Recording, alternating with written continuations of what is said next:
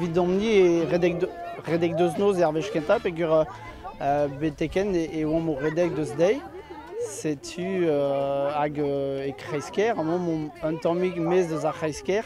A redek deus noz eus spesial pegur gure an drae a zigas an ergelr disañvel un tammig tre noz a dei a noz zoket.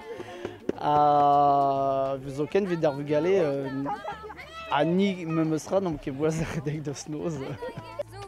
On est venu avec nos enfants qui sont en filière bilingue pour promouvoir la langue bretonne et puis parce que c'est une bonne ambiance. C'est l'occasion de se retrouver et puis de montrer que la filière est active et existe bien sur Briec. Je ne parle pas breton, mes parents parlent breton, mes enfants apprennent le breton, mais moi non, je ne parle pas breton, mais je me sens tout à fait concernée.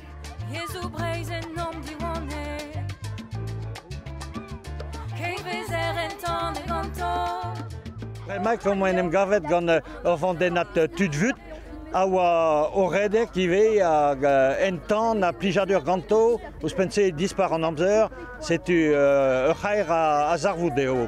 Deus an noz pe deus an dei ya rabat kaudan rag an noz pe plijadur la pousse noz avec gavet a hed an en force penoz hag ez eo dreist e pep keñver beteken.